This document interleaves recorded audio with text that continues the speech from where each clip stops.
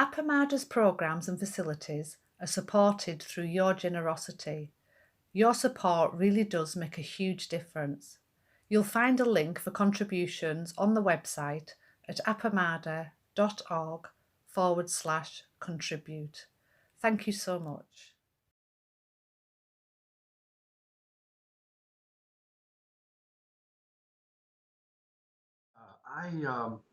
I've had the opportunity. I want to read something from Stephen Batchelor in a moment about his introduction to what he calls the everyday sublime, the way that ordinary things are, in fact, all extraordinary.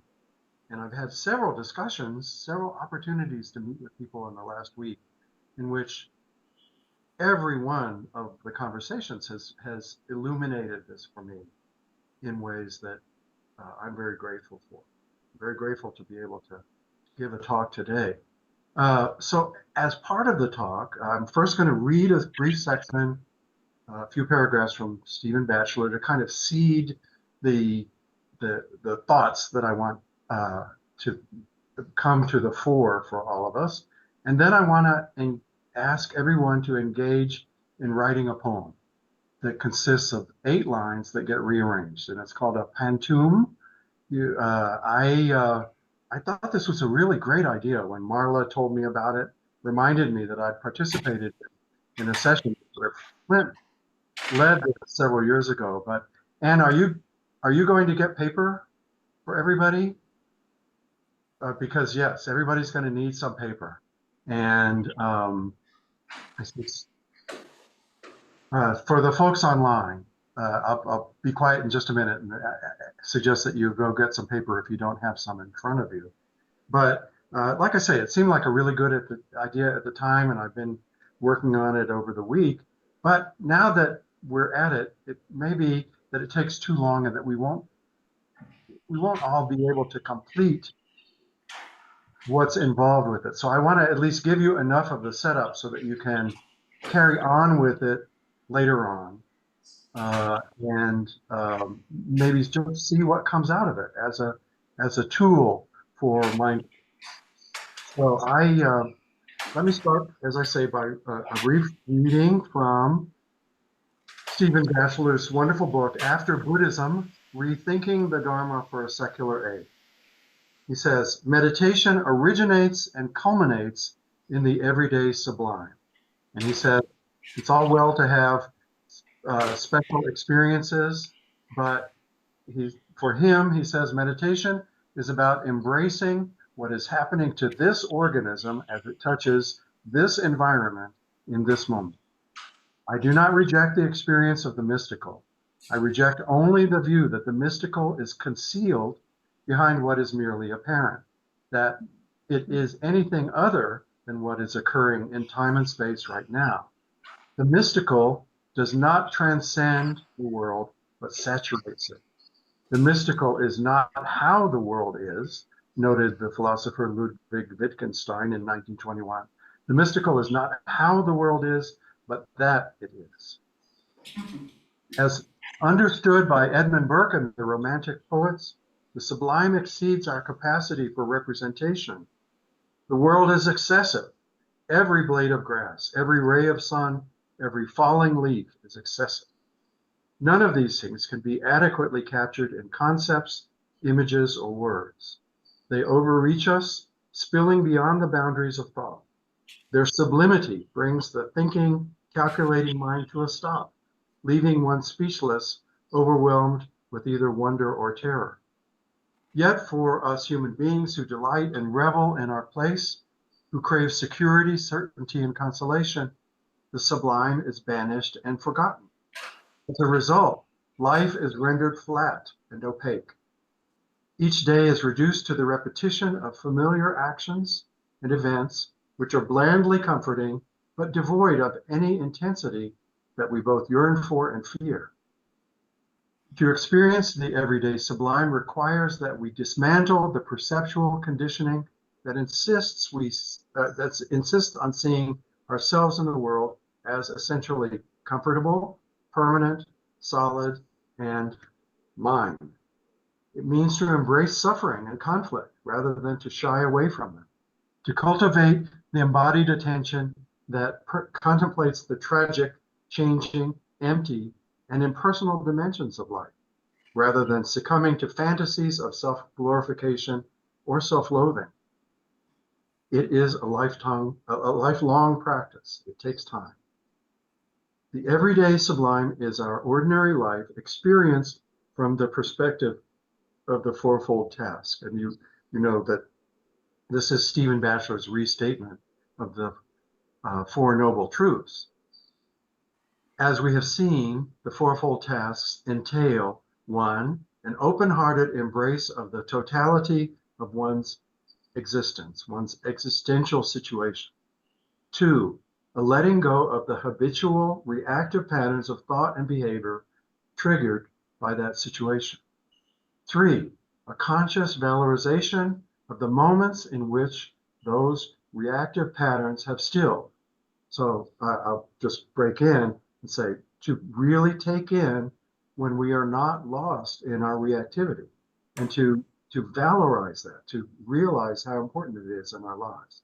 And finally, he says, number 4, a commitment to a way of life that emerges from such stillness and responds empathetically, ethically, and creatively to the world we live in.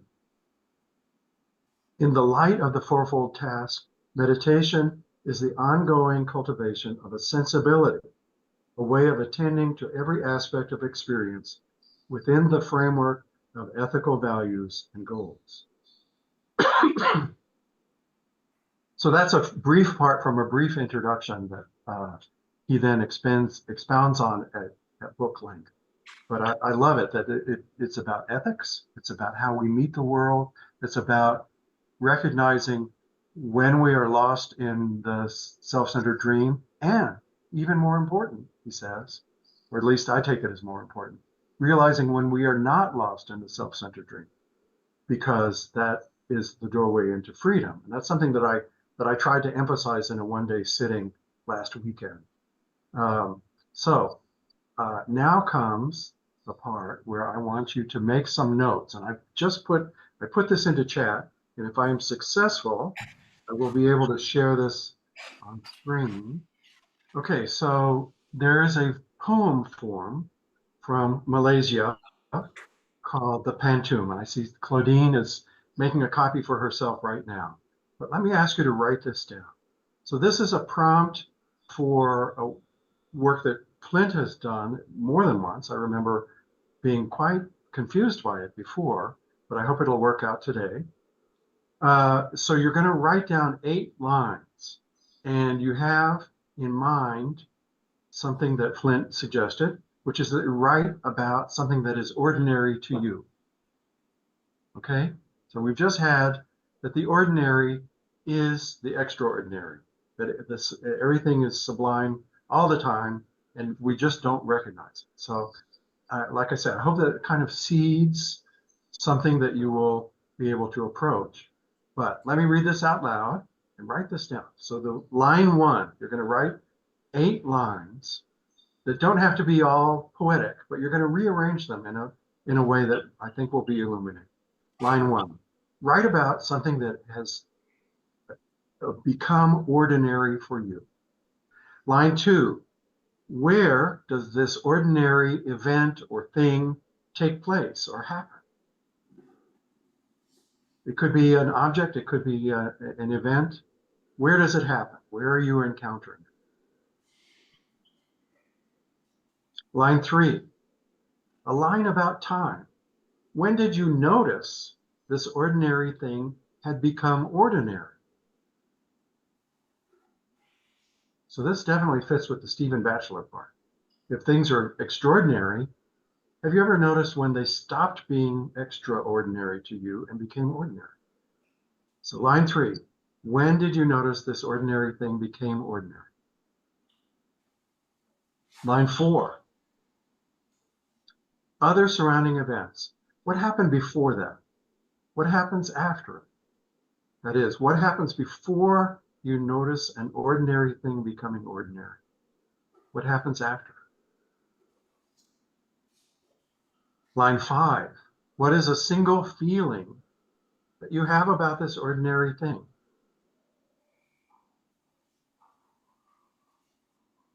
Single feeling. That may seem like a very narrow funnel when you're trying to respond to this prompt, but just do the best you can. What is a single feeling you have about this ordinary thing? Number 6, what do you most wish to say about this ordinary thing? You may wish to imagine yourself speaking to a person you think will listen, or it could be yourself. What do you most wish to say about this ordinary thing? Again, the next one may present some difficulties if you've been thinking about an object that has become ordinary for you. It's a line that says, write a line showing an object that's associated with this ordinary thing or event. So it could be something new, could be something different, could be something adjacent or far away from the thing that you're treating as ordinary. And then finally, line 8, something about your body and this ordinary thing or event. Something about your body and this ordinary thing or event. So, okay, well, I'm gonna stop this share here, and I'm gonna share something that I wrote in answer to that prompt, and that also shows what to do with these lines of poetry to construct a Pantoum. So I'm gonna stop this and bring up a different screen if I can. Okay, can everybody see this? Okay, I'm going to read this. This is what I wrote for my 8 lines. 1, I used to wash a coffee cup in the sink, but today I can't. 2, once in Liberia, when I was in the Peace Corps, I thought I'll never complain about dishes again if there's running water. 3, today there's no running water, but it's because I'm rich enough to have my kitchen being worked on and the plumbing's all torn. So today there's no running water because I am rich enough to have my kitchen worked on. 4, it takes thousands of actions by many people to make water run when I turn it on.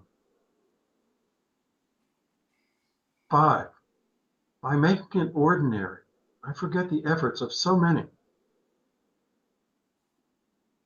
6, the water, the cup, the dish, the soap, the drain, all are everyday miracles. 7, this happens in a house where I get to live. 8, my body wants to make things ordinary, to forget, or is it my mind? Okay, so that's what I wrote for my 8 lines. Pretty thin stuff, I realize, but there you go. So write down this. These are the instructions of how to construct a Pantoum. And you write in 4 quatrains. And the sequence is 1, 2, 3, 4. Line 1, line 2, line 3, line 4. Okay, that's the sequence. And then the next 4 lines are 2, 5, 4, and 6. And the next 4 lines are 5, 7, 6, 8. And finally, the last 4 lines are 7, 3, 8, 1. And boy, this is only one form of Pantoum. Robin Bradford was telling me more about Pantoums last week and pointed out that it can be in almost infinite length. They could go on in different ways. So I'm going to set a timer for 10 minutes for us to work on this. And then I'm going to ask Nancy to put us in groups of 2 for 10 minutes. And then we'll come back together, okay? And then in groups of 2, we will simply present our Pantoum to each other and see what it evokes. Okay? I'm going to stop sharing the screen now.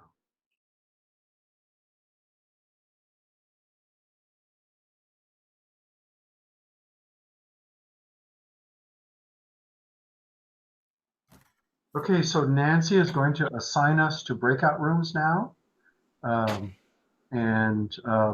in the Zendo, please sort yourself out because you'll have one group of 2 and one of 3.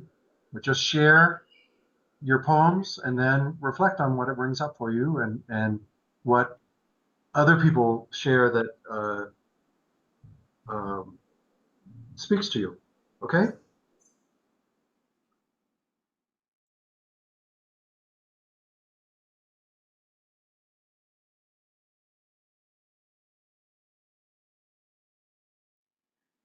Okay, so if you are willing to share your Pantoum, please raise your hand.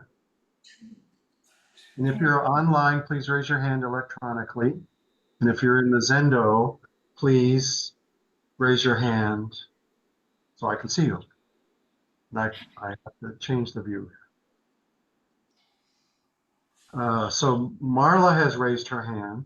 And if having heard Marla's, which I just did, and what a joy it is, if having heard Marla, you decide you want to do that, raise your hand, and Marla will call you to be the next person, okay? So Marla, please read your Pantoum. There, I'm unmuted. All right. Ordinary by Marla. I play with the cat until he's bored. We run throughout the house with a flying toy. One day, it became non-negotiable. It happens every day after morning zazen. We run throughout the house with a flying toy. I feel joy for our well-being. It happens every day after morning zazen. I start each day with sacred ceremonies. I feel joy for our well-being. A multi-feathered bird on a fishing pole. I start each day with sacred ceremonies. I squeal like a toddler when he jumps high in the air. A multi-feathered bird on a fishing pole. One day it becomes non-negotiable. I squeal like a toddler when he jumps high in the air. I play with the cat until he's bored. Yeah. And Mary would like to go.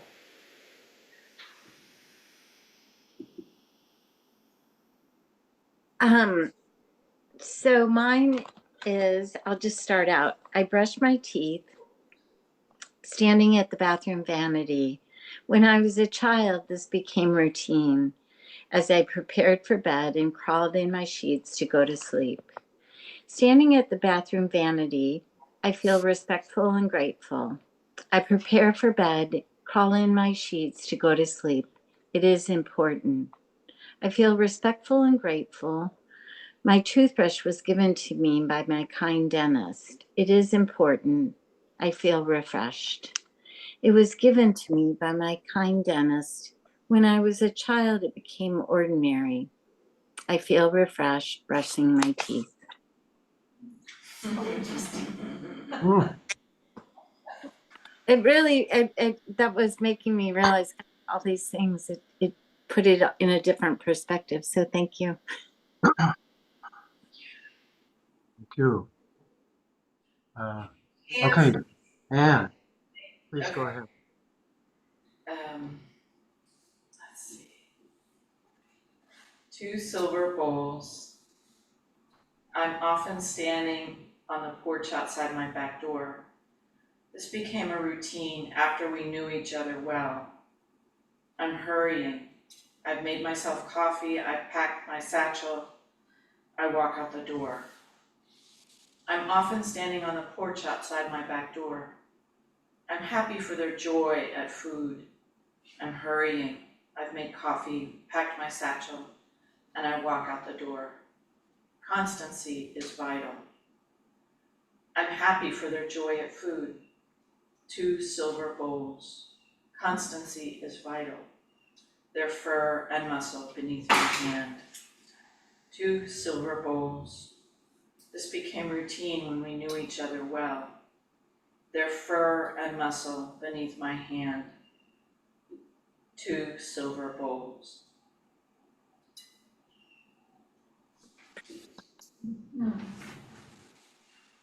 Wow.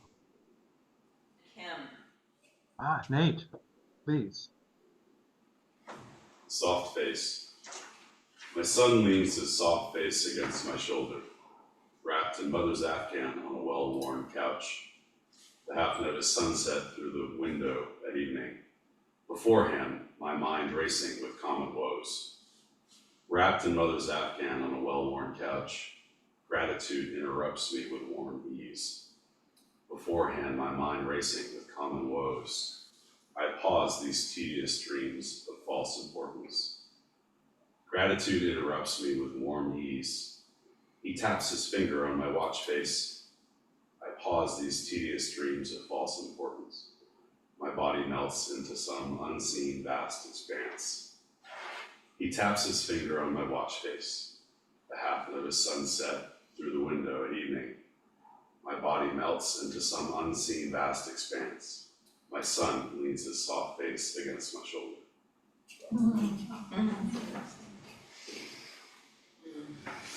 Wow.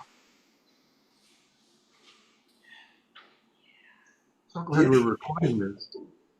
Kim? Dishwashing in kitchen.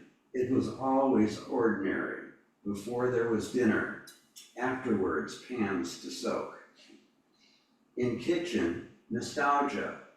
Before there was dinner, after pans to soak. Soapy suds and mom. Nostalgia. The dishes with pattern and color. Soapy suds and mom. I didn't see it, but I knew it was happening. The dishes with pattern and color. It was always ordinary. I didn't see it was happening, but I knew it was. In kitchen.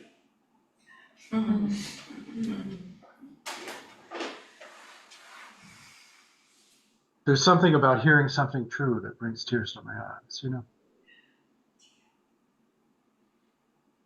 I'm so glad this is recorded and that other people will be able to share at least in some part of this experience. I have one capping phrase that I want to say before we have our closing ceremony, which is that Peg and Flint will be here starting a week from today, starting on in the evening a week from today, and they're going to be leading a intensive that will focus on forms, and I just see so many resonances between the ways in which form helps us to get over that threshold and see the extraordinariness of ordinary life, and to see the intrinsic goodness within ourselves, you know, that's showing up in these beautiful poems that people have shared.